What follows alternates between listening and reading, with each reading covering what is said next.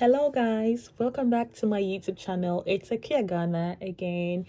If it's your first time here, please don't forget to like, subscribe, and share. You are so welcome. I know most of you are following me on TikTok and you're following me as well. Thank you guys so much for sticking with me. So today's video, I'll go straight to the point why I left Italy. I know there are some people following me on TikTok that knew I used to live in Italy before migrating to the UK, and they asked me a lot of questions. Why did you leave Italy, Akia? Were you happy? What happened? Blah blah blah, etc. So I'm here to answer all those questions. First of all, I moved to Italy from Ghana at the age of 15. Yeah, I was so excited because my parents were in Italy, and like obviously, if you're in Africa, and it's your first time traveling, guys, you get so excited. I was like, yay, I'm traveling. I was so excited. And I can't remember when I got my visa, it took me a whole year, guys. I'm not joking. It took me a year to get a visa to Italy. The process was so long, and I can't remember at that time I had written taken my BECE, which is the Basic Education Certificate examination, which is equivalent to I think GCSE in England. And I was waiting for my results. So I got my results and I had to go to secondary high school. And my parents were like, oh, there is no point because you are going to Italy anyways. So I was like, okay, cool. So I stayed home for a whole year because the process took so long. And I quite remember my friends, they were like, are you not traveling? What happened? And I was like, I don't know. I don't know. It got to certain times I nearly cried because I was like, wait, am I actually gonna get a visa to Italy? I was so overwhelmed. But finally, I got my visa, and I remember the day I got my visa, I couldn't sleep. The day I was going for my visa, I actually had boils underneath my arm. It was so painful, but I was like, I really have to go get this visa. I came back and I was like, all of a sudden I was like feeling so good. But long story short, my mom came to Ghana, so I actually went to Italy together with my mom. So the experience for me, it was okay because my mom did all the talking because I couldn't understand anything. The language I couldn't understand. So I was so grateful I went with my mom because if not, I don't know what would have happened. So back to the question. So when I got to Italy, I was overwhelmed. I was like, oh, first time traveling. I was excited, but it didn't last long though because there was a problem, the language. Of course, I could only speak English, and in Italy, almost everyone doesn't. Majority of people don't speak English. Majority of people do not want to learn or speak English, even if they can do. So it was really difficult, very difficult. And I quite remember when I got to Italy. I got to Italy in September, and I started school a few weeks after. So imagine going to school, starting secondary school, speaking Italian, and I'm like, what's going on? I'm like literally, I don't have an idea what's going on in the class, and I'm thinking, wait, how is this going to work? So it was very difficult.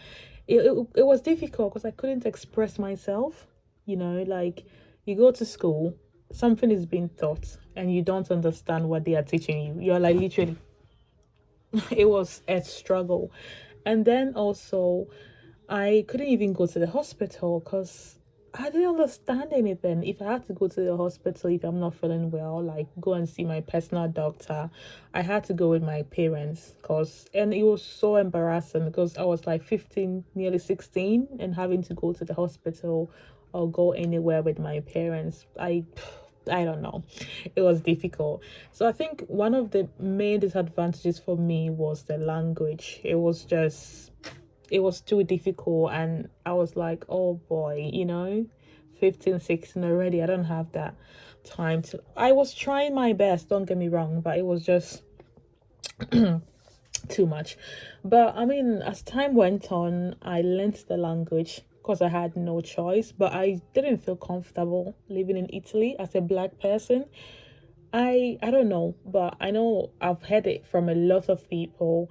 if you're a black person living in Italy, for me, I just didn't feel comfortable. I just felt like I didn't belong there, like in school, I was mostly isolated, I just felt like this place is not, I wasn't happy living in the country. I was like, I don't feel welcome, like I just didn't feel welcome. I always wanted to hide, like because there were people that just, I mean, right in my face, it made me understand, like, you know what, you don't belong here, like we don't like you, all that kind of drama. So I didn't like Italy at all. And like, I just didn't feel comfortable there compared to the UK, where I'm able to express myself. People are so kind and lovely. In the UK, I see people travel. There are a lot of like foreigners. Some don't even speak English at all, and people are so nice and generous to them.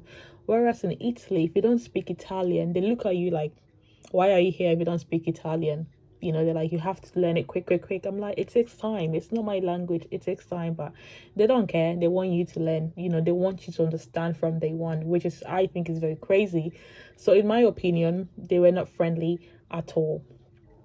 And I think one thing that would have helped, first of all, the school in Italy is very similar to that of Africa.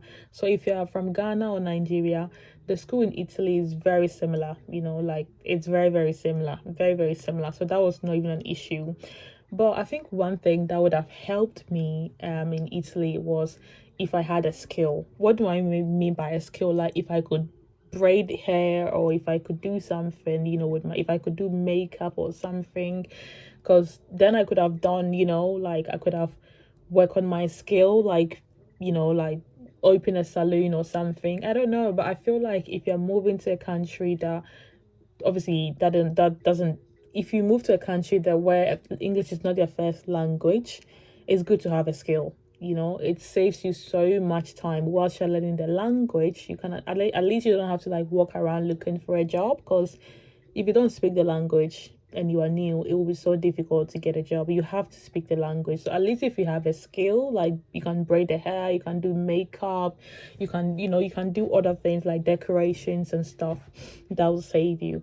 And I also realized in Italy there isn't a lot of part-time jobs for students. It's like not really, compared to the UK, where people can work, while schooling. But in the UK, it was very in Italy, sorry, it was very limited. I mean, that's one thing I discovered. And for women, it's hard to get a job that a woman can physically do. Like all their jobs, they're like manually very hard. It's like they are very hard. So in Italy, you find most women living, not working. Most women are stay-home wives. They just stay home, and their husband, are the ones that work.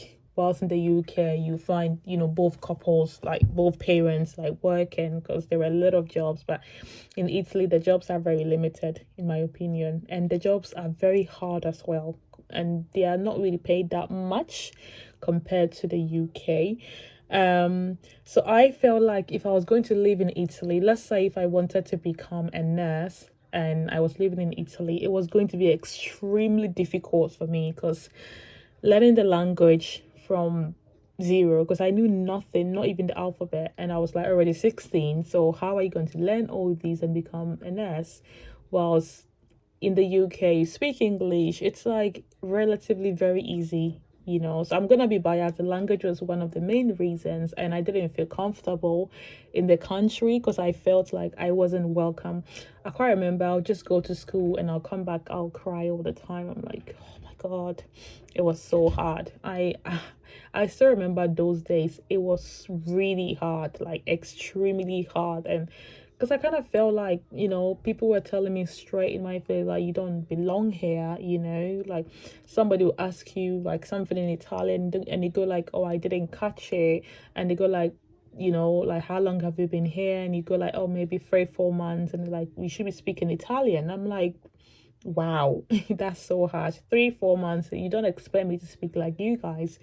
So, but one thing I loved about Italy is their food. Their food is so nice, so organic. Like I love their juices, like their fruit juices were so nice, it was so natural and organic. And even though I would say it's a bit expensive, but I love their food, like pasta and all that kind of things. I love their foods.